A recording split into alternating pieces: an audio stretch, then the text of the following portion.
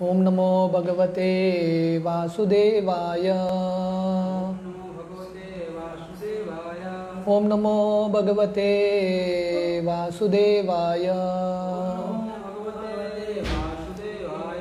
ओम नमो भगवते वासुदेवाय। नारायणं नमस्कृत्य नरं चैव नरोत्तमं देवीं सरस्वतीं व्यासं ततो जायमुदीरये। नष्टप्रायेषु अभद्रेषु नित्यं भागवत सेवया भगवती उत्तमश्लोके भक्तिर्भवति नैष्टिकी।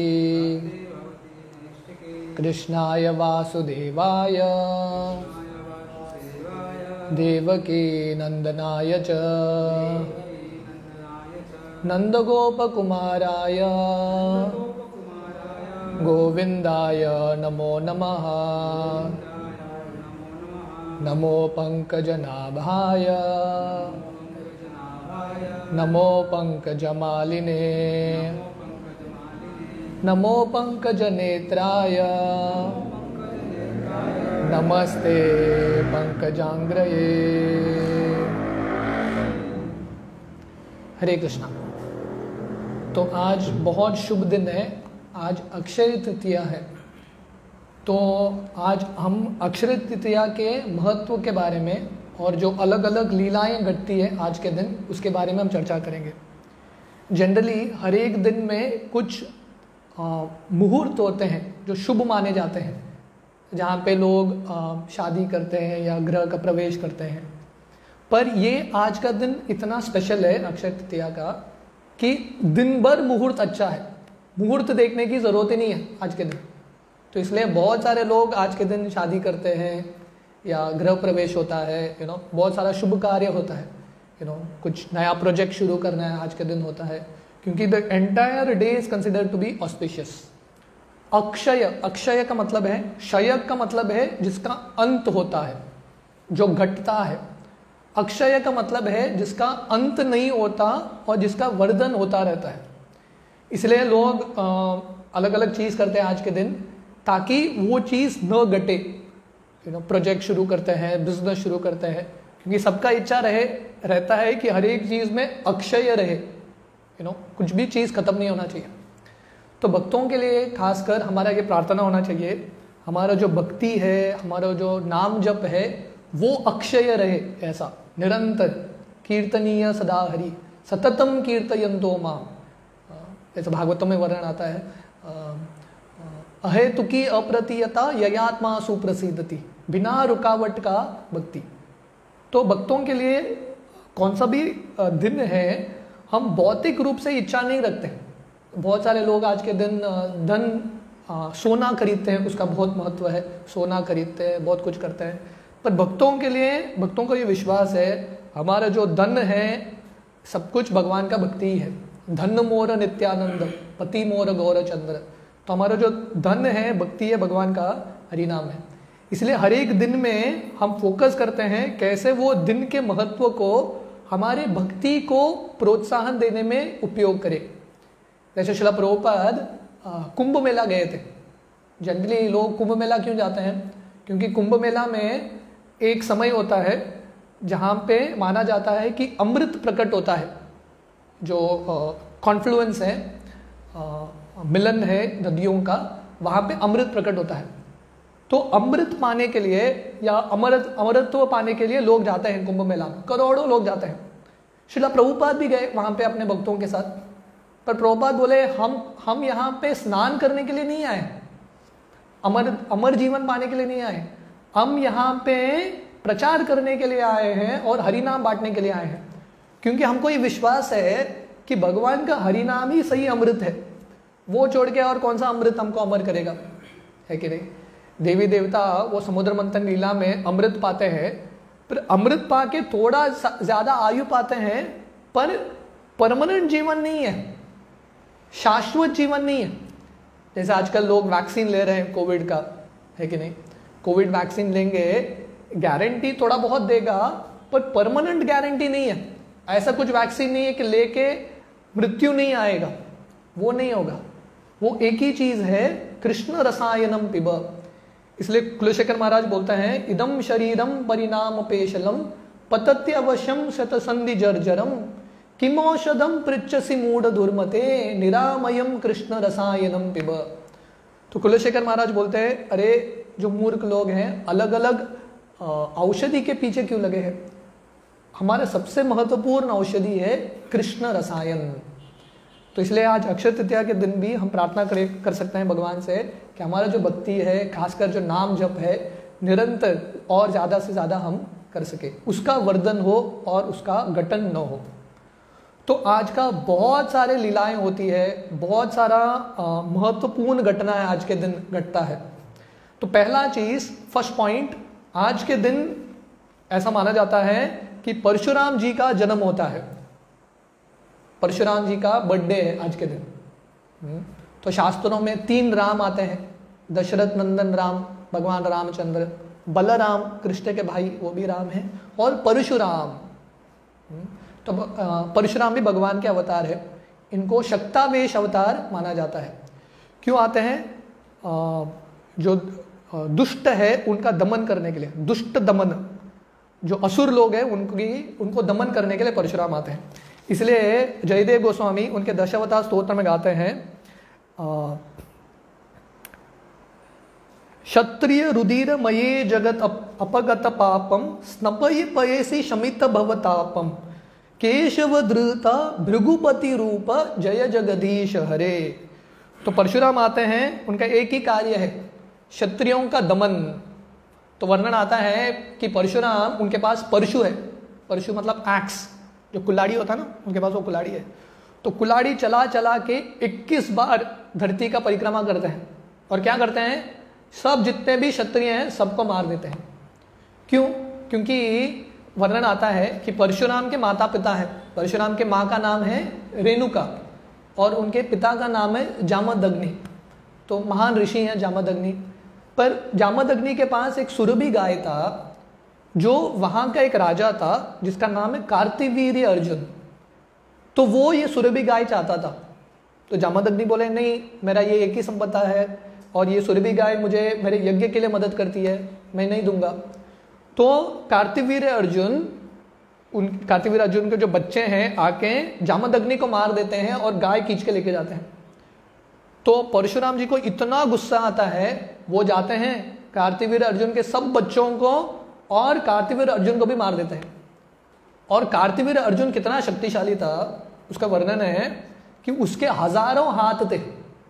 और जब वो नर्मदा नदी में स्नान करता था स्त्रियों के साथ, और वो जब हाथ फैलाता था नदी रुक जाता था, जैसे डैम होता है ना, उसका हाथ जब फैलाता था पूरा नदी का जो प्रवाह है वो रुक जाता था। इतना शक्तिशाली था कार्तिवीर्य अर्जुन। परशुराम उसको मारते हैं और उसके बाद उनको क्षत्रियों के ऊपर इतना गुस्सा आता है कि पूरे धरती पे घूम के सब क्षत्रियों को मार देते हैं। और फाइनली परशुराम तपस्या करते हैं। वर्णन आता है कि सब क्षत्रियों को मारने के बाद सब धरती उनके पास आता है, पर परशुराम क्या करते हैं, वो जो धरती है ब्राह्मणों को बांट देते हैं, दान कर देते हैं, कुछ रखते नहीं है। और सब बांट दिया, अभी वो कहाँ जाएंगे? इसलिए ये कोंकण एरिया में परशुराम आके अपना परशु डालते हैं, फेंकते हैं समुद्र में, और समुद्र पीछे चला जाता है और एक नया धरती का भाग आता है। इसको परशुराम क्षेत्र बोलते हैं। तो गोवा भी परशुराम क्षेत्र का भाग है कि नहीं? आप कानकोन में जाएंगे, वहाँ पे परशुराम जी के 2-3 मंदिर हैं, बहुत सुंदर। तो ये पूरा एक्चुअली जो कोंकण एरिया है, गोवा है, परशुराम क्षेत्र है, बहुत दिव्य क्षेत्र है। परशुराम की कृपा से हम यहाँ पे बैठे हैं, नहीं तो ये समुद्र के नीचे होता था। तो आज परशुराम जी का जन्मदिन है। जैसे बहुत सारे बच्चों को ना, स्पेशली यंगस्टर्स को वायलेंस वाला मूवी देखना अच्छा लगता है कि नहीं? मुझे याद है मेरे बचपन में हम देखते थे टर्मिनेटर 1, टर्मिनेटर 2 ऐसा करके मूवी आता था। और ये मूवी में जो हीरो है पूरा गन लेके सबको मारता रहता था, है कि नहीं? तो हमारा जो परशुराम जी है वो टर्मिनेटर 0 है। जो ये सब जो अलग अलग मूवी देखने का जो रस है वायलेंस का, वो परशुराम जी में दिखता है। तो आज परशुराम जी का जन्म दिवस है, तो ये पहला महत्वपूर्ण घटना है आज के दिन। दूसरा माना जाता है कि आज के दिन गंगा धरती पे प्रकट होती है। इमेजिन करो, अगर ये धरती पे गंगा नहीं है तो धरती क्या है? तो गंगा यमुना ये धरती पे बहती है, गंगा यमुना सरस्वती, इसलिए धरती पावन है। तो गंगा जी आज के दिन धरती पे प्रकट होती है। तो हम सबको पता है गंगा एक्चुअली क्या है। गंगा विष्णुपदी गंगा का एक नाम है। जब वामन देव उनके एक दूसरा जो पद पे पूरे ब्रह्मांड को नाप लेते हैं, उनका जो नाखून ब्रह्मांड के आवरण को छेद करता है, और उससे ब्रह्मांड के आगे विरजा नदी है, कॉजल ओशन। तो विरजा नदी का जो पानी है वामन देव के जो चरण कमल है उसका अभिषेक करते हुए स्वर्गलोक तक पहुंचता है।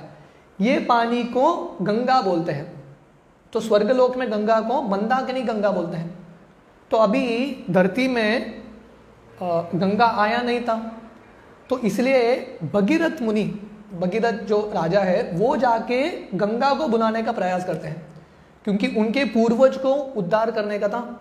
और गंगा को जब गंगा बहेगी, उनके पूर्वजों के जो रिमेन्स है उसमें से उनका उद्धार होगा।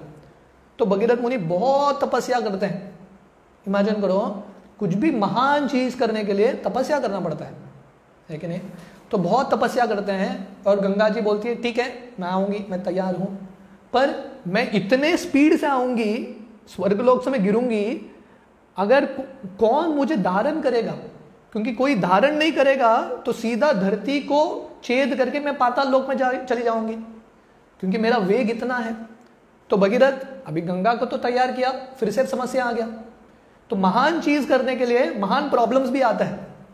जैसे मैं प्रभुपाद का पुस्तक पढ़ रहा था, गिरिराज स्वामी का I will build your temple, Juhu के संघर्ष। वो जुहू मंदिर पाने के लिए प्रभुपाद ने क्या क्या संघर्ष किया, एक के बाद प्रॉब्लम। सब भक्त निराश हो गए। प्रभुपाद को बोले छोड़ो, इतना झंझट क्यों, हमको तो हरे कृष्णा जप करना है। प्रभुपाद बोले नहीं, महान चीज करने के लिए महान विपदा आएगा और हमको संघर्ष करना है। Chant Hare Krishna and fight, युद्ध करो और धर्म की स्थापना करो। तो वैसे ही भगीरथ मुनि गंगा का तो तपस्या किया, संतुष्ट किया, गंगा तैयार है। अभी उसका धारण कौन करेगा? एक ही है, सब भक्तों को मदद करने वाले शिव जी, आशुतोष, भोलेनाथ। तो शिव जी क्या पूजा करना लगे कि आप गंगा को धारण करो, और शिव जी तैयार हो गए। इमेजिन करो, बहुत सारे लोग बोलते हैं अरे शिव महान है, विष्णु से श्रेष्ठ शिव है, पर शिव जी बहुत आनंद से गंगा का पानी उनके जटा पे धारण करते हैं। और गंगा का पानी क्या है? भगवान विष्णु का चरण का अभिषेक। मतलब वो वही एक इंसिडेंट से शिव जी दुनिया को बता रहे हैं, मेरा स्थान क्या है, भगवान का दास हूं मैं। बहुत आनंद से भगवान का चरणामृत उनके सर पे धारण करते हैं और उनके जटाओं पे धारण करते हैं, और उसके बाद गंगा आती है। और ये भी वर्णन आता है आगे जाके, गंगा जी इतने वेग पे जाके एक जानू मुनि करके थे, उनके आश्रम को भाग के जाती है। तो जानू मुनि को इतना गुस्सा आता है, गंगा को पी लेते हैं। तो अभी भगीरथ मुनि फिर से टेंशन और एक अड़चन। तो जानू ऋषि से प्रार्थना करते हैं, कृपा करके गंगा को छोड़ दीजिए। तो जानू ऋषि अपने कान से गंगा को छोड़ते हैं, इसलिए गंगा का एक नाम है जानवी।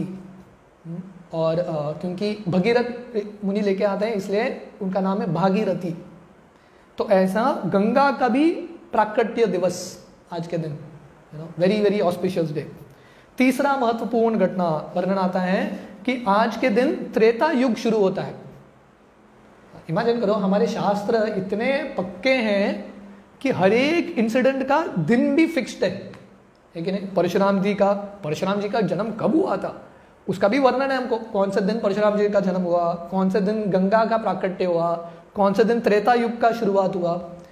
तो हम जो शास्त्र डिस्कस कर रहे हैं ये काल्पनिक नहीं है, ये माइथोलॉजी नहीं है, बहुत पक्का एविडेंसेस है। तो ये तीसरा महत्वपूर्ण घटना, त्रेता युग की शुरुआत होती है आज के दिन। चौथा महत्वपूर्ण घटना, ये बहुत सुंदर घटना है, वर्णन है कि आज के दिन सुदामा कृष्ण के पास जाते हैं द्वारका में। तो ये बहुत सुंदर लीला है, भागवतम में बहुत विस्तार से इसका वर्णन है कि कैसे सुदामा पोरबंदर से द्वारका जाते हैं। हम रिसेंटली 2 साल पहले गए थे द्वारका यात्रा, तो हमने सुदामापुरी पोरबंदर में सुदामा का जगह भी देखा, द्वारका भी देखा। तो सुदामा हम सब बहुत बड़ी कहानी है, पर संक्षेप में सुदामा और कृष्ण दोनों सांदीपनी मुनि के गुरुकुल में पढ़ते थे साथ में। तो उस समय हमारा वैदिक संस्कृति था, कोई राजा का पुत्र है कि ब्राह्मण का पुत्र है, हर एक ही स्कूल में पढ़ता है, एक ही गुरुकुल, और हर एक को वही ट्रेनिंग। ऐसा नहीं कि राजा के पुत्र को एसी रूम और इसको नॉर्मल रूम, ऐसा नहीं, सबको एक ही ट्रेनिंग, एक ही समान सबको सोना है, नो एक्स्ट्रा फैसिलिटी, एक ही समान रहना। क्योंकि गुरुकुल का ट्रेनिंग मतलब ब्रह्मचर्य, कड़क नियमों का ट्रेनिंग, और ऐसा कड़क ट्रेनिंग होता था कि गुरु का अनुमति लेके ही प्रसाद लेना है बच्चों को, और गुरु उस दिन अनुमति नहीं देंगे तो खाना नहीं, और कंप्लेन नहीं, स्वीकार करना है गुरु की कृपा को। तो कृष्ण और सुदामा संदीपनी मुनि के गुरुकुल में मिले थे और इतने करीब दोस्त बन गए कृष्ण और सुदामा। तो वर्णन आता है भागवतम में उनके करीब मित्रता का एक उदाहरण। तो एक बार कृष्ण और सुदामा वन में गए थे लकड़ी लाने के लिए, क्योंकि उस समय चूल्हे पे बनता था। संदीपनी मुनि की जो पत्नी है, गुरु पत्नी है, वो खाना बनाती थी बच्चों के लिए, और लकड़ी लाने के लिए बच्चों को जाना पड़ता था, मिनियल सर्विस, रोज का ये सेवा था। तो एक दिन जब गए, बहुत तूफान आया, आंधी आया, और संदीपनी मुनि जा नहीं पाए बच्चों को लाने के लिए। पर कृष्ण और सुदामा दोनों इतने घनिष्ठ मित्र थे, दोनों हाथ पकड़े हुए थे और दूसरे हाथ में उन्होंने लकड़ी पकड़ा हुआ था। तो आचार्य बताते हैं इससे कृष्ण और सुदामा सिखा रहे हैं कि दोनों इंपॉर्टेंट है भक्ति में। वो क्या है? भक्तों के साथ मित्रता, संबंध और सेवा दोनों इंपॉर्टेंट है। उन्होंने गुरु का सेवा नहीं छोड़ा, गुरु के सेवा में संबंध। तो ये भौतिक दुनिया का संबंध बहुत सुपरफिशियल होता है, बहुत खोखला होता है।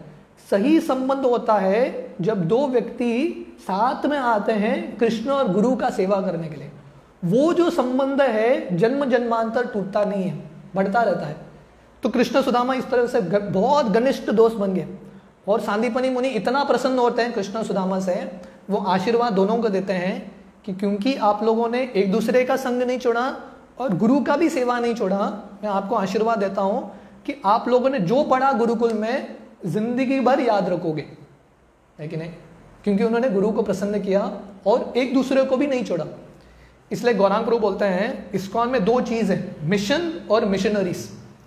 हमारा एक मिशन है, कार्य है गुरु का सेवा, और उसके साथ कार्य को करने वाले अलग अलग भक्त हैं। तो दोनों इंपॉर्टेंट है, मिशन को साथ में रख के चलना और एक दूसरे को पकड़ के चलना।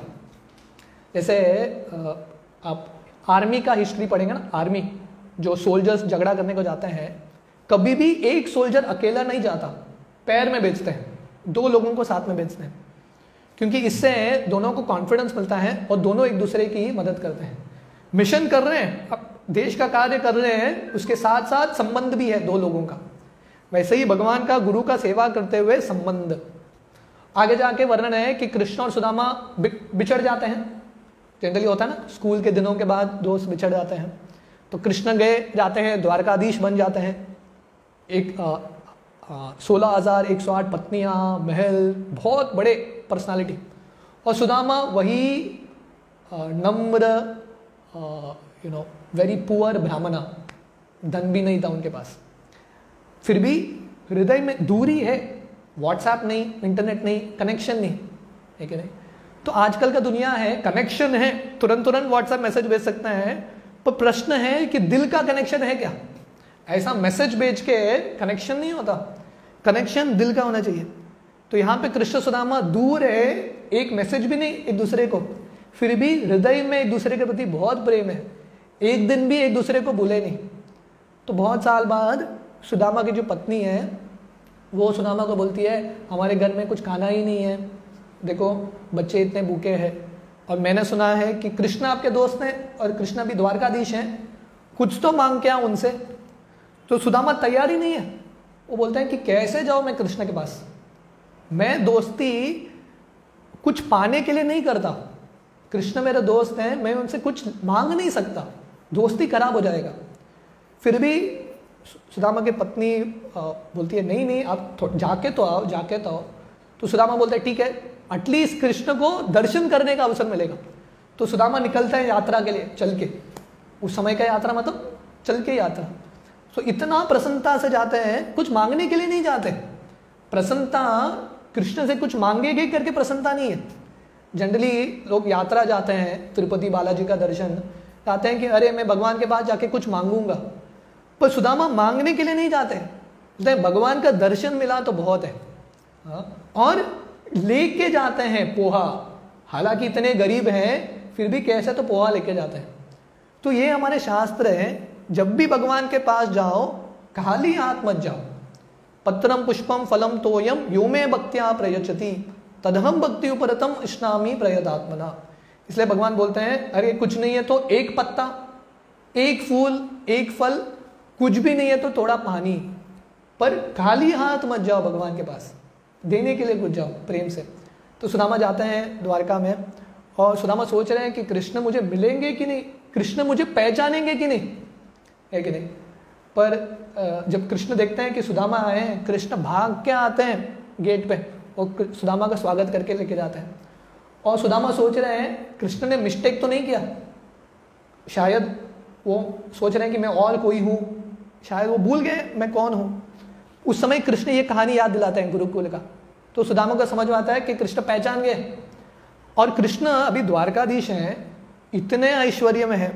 रुक्मिणी जी, लक्ष्मी जी स्वयं उनकी पत्नी है, और सुदामा इतने फटे हुए कपड़े, पैर में चप्पल भी नहीं, सब फोड़े आए हैं पैर में, पूरा मैल से भरे हैं, वेरी वीक, ऐसे सुदामा आते हैं। और कृष्ण ये नहीं सोच रहे अरे लोग क्या सोचेंगे, मैं इनके साथ चलूंगा तो मेरा इमेज खराब हो जाएगा। कृष्ण बोलते भाड़ में जाए इमेज, है कि नहीं।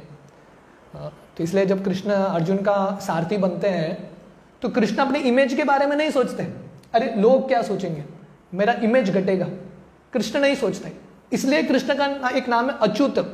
अरे वो कुछ भी नम्र कार्य करे, उनका जो महानता स्तर है वो घटता नहीं है। तो कृष्ण इतना प्रेम करते हैं सुदामा से, अपने बिस्तर अपने सिंहासन पर बिठाते हैं और सुदामा का पैर स्वयं धोते हैं। अब सर्वेंट को नहीं बोलते इसका पैर धो, स्वयं धोते हैं, स्वयं धोते हैं। और उसका जो चरणामृत है पीते हैं, अपने सर पे डालते हैं, और रुक्मिणी जी और बाकी जितने भी द्वारका के लोग हैं उनके सर पे डालते हैं। अरे मेरा चरणामृत लेके आप क्या करोगे, सुदामा का चरणामृत लो। इतना प्रेम है सुदामा के प्रति। और जब सुदामा तो वो पोहा देने के लिए भी तैयार नहीं, पर कृष्ण छीन के खा लेते हैं वो पोहा, पता है। हाँ, और कृष्ण इतना आनंद पाते हैं वो पोहे में। हालांकि वो पोहा पुराना पोहा था, जनरली, और वो भी पोहा सुदामा के घर से नहीं था, सुदामा के पत्नी ने और किसी के घर से मांगा था। जनरली आप भिक्षा मांगोगे वो सबसे हाई क्वालिटी वाला चीज़ नहीं देते हैं, जो खराब वाला चीज़ है उनके घर का वही देते हैं। तो सबसे लो ग्रेड पोहा था वो, और वो भी इतने दिनों के प्रवाह में और खराब हो गया था। पर कृष्ण उसमें इतना स्वाद पाते हैं, इतना स्वाद पाते हैं, क्योंकि भक्ति, पत्रम पुष्पम फलम तोयम यो मे भक्त्या प्रयच्छति। तो कृष्ण किसके भूखे हैं, भक्ति के भूखे हैं। इतना भक्ति पाते हैं, एक बार खाते हैं, दो बार खाते हैं, तीसरे बार खाते हैं। रुक्मिणी जी रोकती है, बोलते भगवान आप तीसरे बार खाओगे तो हम सबको परमानेंटली सुदामा का दासी बन के रहना पड़ेगा, सब कुछ दे दोगे अब सुदामा को। तो रुक्मिणी जी रोकती है, और कृष्ण और सुदामा मिलते हैं। और सुदामा इतने प्रेम करते हैं कृष्ण से, कुछ बोलते भी नहीं है क्यों आए हैं। वो बोलते हैं, शर्म इतना आता है उनको, मैं कैसे कृष्ण से कुछ मांगू, और ऐसे निकल जाते हैं वो। और जाते हुए भी सुदामा नहीं सोचते अरे मिस्टेक किया, इतना दूर आया, इतना बड़ा अवसर था कृष्ण से कुछ पाने का, मूर्खता से मैंने कुछ मांगा ही नहीं, ऐसा नहीं सोच रहे सुदामा सोच रहे हैं बहुत खुश हूं मैं, कृष्ण का दर्शन हुआ, इतने आनंद में जा रहे हैं। और कृष्ण सुदामा को देना चाहते हैं और देते भी हैं। सुदामा के जो कुटिया है उसको महल बनाते हैं, पर कृष्ण सुदामा के साथ, सुदामा के हाथ में नहीं देते, वहां पे पहुंचा देते हैं। क्योंकि कृष्ण को लग रहा है मैं सुदामा को दूंगा तो हमारा दोस्ती घटेगा। तो सुदामा को बुरा लगेगा उनके सामने मैं कुछ दूंगा तो, और एक दोस्त दूसरे दोस्त को कैसे दे सकता है कुछ, मतलब मेरा स्तर बढ़ेगा और उनका स्तर घटेगा। इसलिए कृष्ण भी बाहर से बाहर दे देते हैं। तो ये बहुत सुंदर जो लीला है आज के दिन घटता है, सुदामा कृष्ण को मिलते हैं। This the fourth point. पांचवा बहुत महत्वपूर्ण घटना आज के दिन। आज के दिन पांडवों को अक्षय पात्र मिलता है सूर्यदेव से। जब पांडव, हम सब जानते हैं, जब वो गैम्बलिंग मैच, द्यूत क्रीड़ा होता है और पांडवों को वन जाना पड़ता है, युधिष्ठिर महाराज रो रहे हैं वन जाते हुए। क्यों रो रहे हैं? उनका एक ही दुख का कारण था, क्योंकि जब वो राजा थे, उनके पास पदवी था, वो बहुत सारे ब्राह्मणों को और जो ब्रह्मचारी लोगों को दान देते थे। उनको लग रहा था मैं जा रहा हूँ राज्य छोड़ के, मुझे इसका प्रॉब्लम नहीं है, पर मेरा एक ही प्रॉब्लम है, मैं अभी लोगों का सेवा नहीं कर पाऊंगा, वही दुख है उनको। उस समय सूर्यदेव आके द्रौपदी को और पांडवों को अक्षय पात्र देते हैं। ये अक्षय पात्र का खासियत है कि वो जितना चाहिए अन्न देगा, अनलिमिटेड क्वांटिटी, अक्षय, कभी घटेगा नहीं, वर्धन होता रहेगा, जितना चाहिए देगा। जब तक द्रौपदी नहीं कहेगी और अक्षय पात्र को उल्टा नहीं करके रखेंगे, उस दिन तक देता रहेगा अन्न। तो युधिष्ठिर महाराज का इच्छा पूरा हो गया, वन में है, कुछ नहीं है, फिर भी अक्षय पात्र है, भिखारी है, फिर भी लोगों का सेवा कर सकते हैं। तो ये भगवान की कृपा है, जब भक्तों का इच्छा तीव्र रहता है सेवा करने के लिए, भगवान कुछ ना कुछ अरेंजमेंट करते हैं, अलग अलग देवी देवताओं को भेज के भक्तों को मदद करते हैं। तो ये हमको ये कहानी पता है, फेमस कहानी, कि एक बार दुर्वासा मुनि आते हैं, क्योंकि दुर्योधन दुर्वासा मुनि को भेजता है पांडवों के पास जब वो वन में रहते हैं, उनको श्राप देने के लिए, क्योंकि दुर्वासा मुनि बहुत जल्दी उनको क्रोध आता है और श्राप देते हैं। तो दुर्योधन दुर्वासा मुनि को बोलता है कि आप जाइए, पर अकेले मत जाइए, 60,000 शिष्यों के साथ जाइए। और कब जाइए? जब द्रौपदी ने खा लिया है अक्षय पात्र से, तब आप जाइए, क्योंकि उस दिन का कोटा खत्म। तो दुर्वासा मुनि पहुंचते हैं जब द्रौपदी ने प्रसाद पा लिया है अपने 60,000 शिष्यों के साथ, और बोलते हैं हम सब भूखे हैं। अभी युधिष्ठिर महाराज क्या बोलेंगे? आप स्नान करके आओ नदी में, हम तैयार करते हैं। तो द्रौपदी सोच रही है क्या करूं क्या करूं क्या करूं, अभी कुछ है ही नहीं, ब्राह्मण अभी अतिथि गुस्सा हो जाएंगे, हम सेवा नहीं कर पाएंगे, इतना बुरा लग रहा है। और भक्तों का एक ही सोल्यूशन है, कुछ भी प्रॉब्लम रहे, दुर्वासा मुनि रहे सामने या कोविड रहे सामने, भक्तों का एक ही सोल्यूशन है हर एक चीज़ में, हरे कृष्णा, कृष्ण को याद करो, और कुछ आता ही नहीं है कि नहीं। तो द्रौपदी कृष्ण को पुकारती है, हे कृष्ण करुणा सिंधु, और कृष्ण आते हैं उधर, क्योंकि इतना भक्ति प्रेम से पुकार रही है, कृष्ण आते हैं और कृष्ण बोलते हैं मैं भी भूखा हूं। द्रौपदी बोलते हैं अरे वो लोग भूखे हैं वो तो ठीक है, आप भूखे हैं, आपका सेवा नहीं करेंगे तो हमारा क्या होगा। तो कृष्ण बोलते हैं देखो अक्षय पात्र में कुछ तो रहेगा। तो वर्णन है कि तुलसी का एक पत्ता था या एक दाना था चावल का, कृष्ण स्वीकार करते हैं, संतुष्ट होते हैं, डकार आता है उनका। जब कृष्ण संतुष्ट होते हैं, वहां पे नदी में स्नान कर रहे दुर्वासा मुनि और 60,000 शिष्य सब संतुष्ट हो जाते हैं। उनका लग रहा है कि अभी अभी खा के गले तक प्रसाद है। और कृष्ण भीम को बोलते हैं गदा लेके जाओ और उनको बुला के लाओ। तो भीम गदा लेके जाता है, पूछता नहीं है, विश्वास है कृष्ण जो बोले ना पालन करो, समझ में नहीं आए न आए अपना दिमाग मत लगाओ, विश्वास रखो। तो भीम जी गदा लेके जाते हैं और बोलते हैं दुर्वासा मुनि को प्रसाद तैयार है, आ जाओ। दुर्वासा मुनि बोलते हैं आप आगे जाओ, हम आ ही रहे हैं। तो भीम आते हैं, दुर्वासा मुनि वहां से भाग जाते हैं, क्योंकि उनको लगता है ऑलरेडी हम भर के खाए हैं, ऐसा लग रहा है, वहां जाके प्रसाद नहीं पाएंगे, भीम तो बहुत मारेगा हमको, इसलिए वहां से भाग जाते हैं। तो ये अक्षय पात्र है जो अनगिनत प्रसाद देता है। तो वर्णन आता है वही अक्षय पात्र मध्वाचार्य को मिलता है। मध्वाचार्य, क्योंकि मध्वाचार्य भी भीम के अवतार है, मध्वाचार्य को मिलता है। और मध्वाचार्य उडुपी के मध्वाचार्य, और उनके शिष्यों को वो देते रहते हैं परंपरा में। वो जो अक्षय पात्र है अभी भी उडुपी मठ में है, पर्याय के हर एक स्वामी को वो अक्षय पात्र मिलता है। इसलिए उडुपी में रोज 800 साल से रोज खाना बढ़ता है फ्री, जितने सारे लोग आओ खाना बढ़ता है, कभी कमी नहीं हुआ। क्यों? क्योंकि अगर कोई कृष्ण का भक्ति कर रहा है उसके यहाँ कभी कमी नहीं होती। तो प्रभुपाद का इच्छा था हर एक इस्कॉन सेंटर में ये अक्षय पात्र रहे, और प्रभुपाद की कृपा से, कृष्ण की कृपा से हर एक इस्कॉन सेंटर में अक्षय पात्र है। जितना भी प्रसाद बांटो, पैसे हैं कि नहीं, जितना भी प्रसाद बांटो, भगवान और कुछ अरेंजमेंट करते हैं। तो प्रभुपाद का ये विजन था कि इस्कॉन मंदिर के आजू बाजू 10 माइल कोई भूखा नहीं होना चाहिए, हर एक व्यक्ति को आप प्रसाद बांटो। तो जब से इस्कॉन स्थापना हुआ है, इस्कॉन ने करोड़ों अरबों प्रसाद बांटा है, प्लेट्स, अरबों, इतना प्रसाद बांटा है कि कोई बांट नहीं सकता। फिर भी कमी कभी नहीं है, क्योंकि जो भगवान का सेवा करना चाहता है उसके यहाँ कभी कमी नहीं होती। तो ये आज के दिन 5वां घटना था, अक्षय पात्र पांडवों को मिलता है। छठा घटना, आज के दिन व्यासदेव महाभारत लिखना शुरू करते हैं, प्रारंभ करते हैं। इमेजिन करो, आज के दिन महाभारत का प्रारंभ का दिन है, और भगवत गीता महाभारत का एक अध्याय होता है कि नहीं? तो आज के दिन बहुत विशेष है, महाभारत का प्रारंभ व्यासदेव करते हैं। अगर बद्रीनाथ गए हैं या जानते हैं, वहाँ पे एक व्यास गुफा है, वहाँ पे बैठ के व्यासदेव महाभारत लिखते हैं। और सामने थोड़ा आगे ही गणेश गुफा है, तो व्यासदेव डिक्टेट करते हैं महाभारत और गणेश जी लिखते हैं, क्योंकि गणेश का हैंड राइटिंग बहुत सुंदर है। तो ये भी आज के दिन होता है। That was the 6th point. 7th point, Kuber को आज के दिन धन और पोजीशन, वेल्थ का, कुबेर कौन है? जो ट्रेजरर है, देवताओं के ट्रेजरर, धन के जो देवता है वो कुबेर है। इसलिए आज के दिन अक्षय तृतीया के दिन बहुत सारे लोग सोना खरीदते हैं।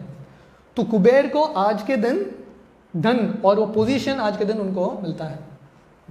तो एक्चुअली रावण का जो लंका है, सोने का लंका, वो एक्चुअली कुबेर का जगह था। रावण आके उसको हड़प लेता है।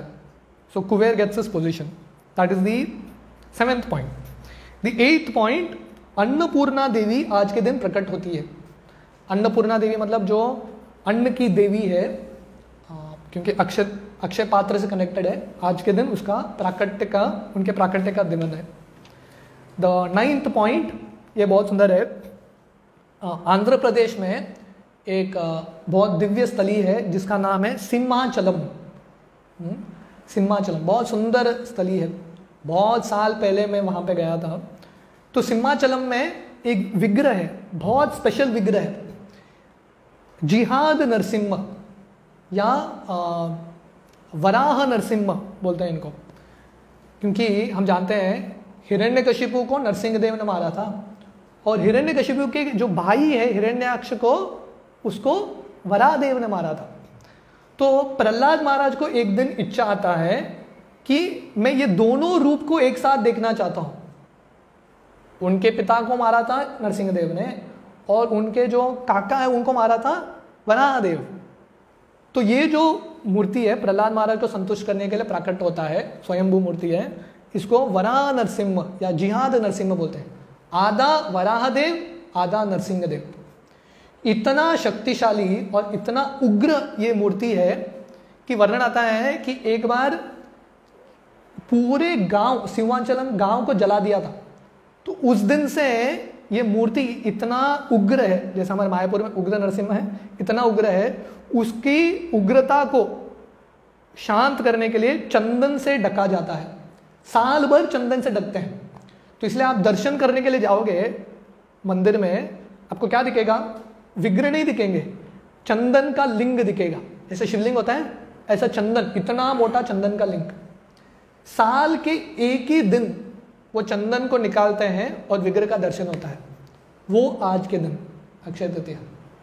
तो मुझे याद है, मैं बहुत साल पहले जब वहाँ पे गया था, वहाँ मंदिर के पास, भगवान के पास ही हम बैठ के जप कर रहे थे, सिर्फ लिंग दिख रहा था, दर्शन नहीं होता। दर्शन साल में एक ही दिन होता है, वो भी आज के दिन। That is the 9th point. 10th point बहुत इंपॉर्टेंट है कि आज के दिन जगन्नाथपुरी में रथ बनाना शुरू करते हैं। हम जानते हैं कि बहुत जल्दी रथ यात्रा आने वाला है, तो काफी दिन पहले रथ बनाना शुरू करते हैं। तो जगन्नाथपुरी की एक खासियत है कि 3 महान रथ बनते हैं, विशाल रथ। और ऐसा नहीं कि रथ एक बार बन गया सालों साल वही रथ, हर साल नया रथ। इमेजिन करो भक्तों का कितना भक्ति है, ओरिया के भक्तों का, हाँ जगन्नाथपुरी के भक्तों का, हर साल 3 विशाल नया व्रत। इमेजिन करो। और कब से चल रहा है इसका गिनती नहीं है, कितने सालों से चल रहा है ये जो परंपरा है, प्रथा है, कितने सालों से। So it starts today. लकड़ी लेके आते हैं, पूजा करते हैं और शुरू होता है। और फाइनली वो 3 रथ, जब रथ यात्रा समाप्त होता है, रिटर्न रथ यात्रा जब समाप्त होता है, वो जो रथ है, लकड़ी है, उसको कुकिंग में यूज़ करते हैं। कुछ भी फुल्ली नेचुरल इको फ्रेंडली रथ, उसमें कुछ प्लास्टिक नहीं, कुछ नहीं। So this is the greatness. आज के दिन रथ यात्रा का जो बनाने का प्रारंभ आज के दिन होता है। The 11th point is also very important, specially हमारे गौड़ीय वैष्णवों के लिए। बोला जाता है कि आज से चंदन यात्रा भी शुरू होता है। अलग अलग वैष्णवों के जो विग्रह हैं, राधा कृष्ण के विग्रह, गोपाल जी के विग्रह को चंदन से लेपा जाता है, चंदन का श्रृंगार होता है, क्योंकि अभी गर्मी का मौसम है, चंदन ठंडक देता है। तो ये प्रथा कब शुरू हुआ? हमारे बहुत एक महान आचार्य हैं जिनका नाम है माधवेंद्र पुरी। मध्वाचार्य के पहले माधवेंद्र पुरी हैं। तो माधवेंद्र पुरी को गोवर्धन के पास गोपाल जी का एक विग्रह मिलता है। तो एक बार माधवेंद्र पुरी गोविंद कुंड के पास बैठ के जप कर रहे थे, भजन कर रहे थे। गोपाल जी उनके सपने में आते हैं और बोलते हैं, मैं यही झाड़ियों पे छिपा हुआ हूँ, आप मुझे निकालिए और मेरा पूजा कीजिए। तो सब ब्रजवासी आके माधवेंद्र पुरी को मदद करते हैं और गोपाल जी का बहुत सुंदर विग्रह मिलता है। गोवर्धन के ऊपर स्थापना करते हैं, बहुत फर्स्ट क्लास अरेंजमेंट करते हैं। वो जो विग्रह है अभी श्रीनाथ द्वारा श्रीनाथ जी के रूप में प्रसिद्ध है। तो उस समय माधवेंद्र पुरी सेवा कर रहे थे। एक दिन उनके सपने में गोपाल जी आते हैं और बोलते हैं कि मुझे गर्मी लग रहा है, आप मुझे चंदन लेके आओ। और चंदन कहाँ मिलता है? जगन्नाथपुरी में मिलता है। आप जगन्नाथपुरी जाके मेरे लिए चंदन लेके आओ। तो माधवेंद्र पुरी चल के जाते हैं, अकेले ही जाते हैं। ऑलरेडी उनके बहुत सारे शिष्य हैं, पर किसी को बेचते नहीं है, स्वयं चल के आते हैं जगन्नाथपुरी। और जब आ रहे हैं उस समय रेमुना होके आते हैं। उड़ीसा में रेमुना है, तो रेमुना में वो गोपीनाथ का दर्शन करते हैं। वहाँ पे गोपीनाथ के विग्रह हैं रेमुना में। तो गोपीनाथ का एक खासियत है कि वहाँ पे एक स्पेशल खीर लगता है, भोग। और वो खीर इतना स्पेशल है, वो और कहीं बन नहीं सकता। वो नेक्टर उधर ही मिलता है, वो जो अमृत है। तो भोग लगता है मटके में। तो माधवेंद्र पुरी सोच रहे थे कि ये खीर मुझे खाने का अवसर मिलेगा तो मैं भी मेरे गोपाल जी के लिए ये खीर बना सकता हूँ। तो भक्त हमेशा भगवान की सेवा के बारे में सोच रहा है। कहीं जा रहा है तो उसको लगता है, अरे ये आइडिया अच्छा है, मैं भी अप्लाई कर सकता हूँ, मैं भी अपने जगन्नाथ जी के लिए कर सकता हूँ ऐसा। तो वो सोच रहे ये खीर कैसे बनेगा, मैं चख सकूंगा तो मैं भी अपने गोपाल जी के लिए बना सकता हूँ। और उसी समय खीर का भोग लगने वाला है भगवान को। तो माधवेंद्र पुरी सोचते हैं, अरे भगवान को भोग लगने से पहले ही मैं वो उसके बारे में सोच रहा हूँ, तो मैंने अपराध किया है। तो वहाँ से निकल के बाजार में जाके बैठते हैं कि मैं अभी खीर खा नहीं सकता, मैंने अपराध किया। तो उस दिन रात को पुजारी के सपने में भगवान आते हैं गोपीनाथ और बोलते हैं कि मेरे एक महान भक्त आए थे जिनका नाम है माधवेंद्र पुरी, उनको खीर खाने का इच्छा है, इसलिए मैंने खीर छुपा के रखा है मेरे पीछे, जाके दे दो माधवेंद्र पुरी को। तो पुजारी उठते हैं, स्नान करते हैं, अंदर जाते हैं, देखते हैं कि भगवान के पीछे खीर है। हाँ, तो वो ढूंढते हुए बाजार में चिल्ला के जाते हैं, कहाँ है माधवेंद्र पुरी, वो महान भक्त जिनके लिए भगवान ने स्वयं खीर चुराया है। ऐसे जाके माधवेंद्र पुरी को खीर देते हैं। इसलिए गोपीनाथ का नाम आता है खीर चोर गोपीनाथ। तो माधवेंद्र पुरी खीर खाते हैं और वहां से भाग जाते हैं, क्योंकि इतने प्रसिद्ध हो रहे हैं, सब लोग आते हैं माधवेंद्र पुरी का पैर छूने के लिए। और माधवेंद्र पुरी को अच्छा नहीं लग रहा है, क्योंकि नम्र हैं भक्त। वहां से जाते हैं जगन्नाथपुरी वो चंदन पाने के लिए। जब जाते हैं जगन्नाथपुरी, वहां तक उनका प्रसिद्ध जो यश है फैल चुका है। माधवेंद्र पुरी सुन के सब लोग उनका पैर गिरते हैं और राजा आके अरेंज करता है चंदन, और बहुत बड़ा एक टीम चंदन लेके आ रहे हैं माधवेंद्र पुरी के पीछे। फिर से जब वो गोवर्धन जा रहे हैं वृंदावन गोपाल जी को अर्पण करने के लिए, रेमुना फिर से आके पहुंचते हैं, गोपीनाथ का दर्शन करते हैं। फिर से गोपाल जी उनके सपने में आते हैं और बोलते हैं आप चंदन गोवर्धन तक मत लेके आओ, क्योंकि गोपीनाथ और मैं अभिन्न हूं, आप गोपीनाथ को ही चंदन लगाओ। तो उस दिन से गोपीनाथ को चंदन लगाते हैं। तो उस समय से प्रथा शुरू होता है। तो अभी भी इस्कॉन के सब मंदिर में और वैष्णवों के सब मंदिर में चंदन यात्रा आज के दिन प्रारंभ होता है। बहुत सुंदर दर्शन, स्पेशली हमारे चौपाटी मंदिर में हमारे गोपाल जी का विग्रह है, रोज अलग अलग दर्शन चंदन के। तो भक्त बहुत प्रयास करके चंदन घिसते हैं, प्रेम से चंदन लगाते हैं, लेप लगाते हैं। So that also start today, Chandan Yatra आज के दिन शुरू होता है। द 12th पॉइंट, बद्रीनाथ जो भगवान है वहाँ पे जो द्वार है आज के दिन खुला होता है, दर्शन इतने दिन बंद रहता है, आज के दिन दर्शन खुलता है। वहाँ पे गंगोत्री यमुनोत्री के मंदिर हैं, वो भी दर्शन आज के दिन शुरू होते हैं। देखो भगवान के अलग अलग पॉइंट्स में भगवान अलग अलग रूप में है। उत्तर में नॉर्थ में बद्रीनाथ है कि नहीं, साउथ में रंगनाथ, वेस्ट में द्वारकानाथ, ईस्ट में जगन्नाथ और बीच में मथुरानाथ कृष्ण है कि नहीं। तो अलग अलग रूप है भगवान के। तो बद्रीनाथ के भी जो दर्शन है आज के दिन शुरू होता है। And finally the 13th point कि आज के दिन श्रील प्रभुपाद इस्कॉन शुरू करने से पहले, बहुत साल पहले भारत में प्रभुपाद ने लीग ऑफ डिवोटीज करके शुरू किया था झांसी में। इस्कॉन शुरू करने से पहले प्रभुपाद ने एक संस्था शुरू किया था लीग ऑफ डिवोटीज, पर वो संस्था चल नहीं पाया, इसलिए प्रभुपाद ने फिर से इस्कॉन करके शुरू किया। तो प्रभुपाद का इतना प्रयास रहा है, कब से प्रभुपाद प्रयास कर रहे हैं। और लीग ऑफ डिवोटीज प्रभुपाद ने जब शुरू किया, उसका प्रोस्पेक्टस आप देखोगे, उस समय प्रभुपाद अकेले व्यक्ति है और लीग ऑफ डिवोटीज अकेले प्रभुपाद ने शुरू किया, एक भी शिष्य नहीं प्रभुपाद का। पर प्रभुपाद का इतना विजन था, प्रभुपाद बोलते हैं मेरा इच्छा है मैं भारत के अलग अलग लोगों का के साथ उनको ब्रह्मचारी बनाऊंगा, ट्रेनिंग दूंगा, पूरे दुनिया में जाके हम प्रचार करेंगे। प्रभुपाद के पास क्या था?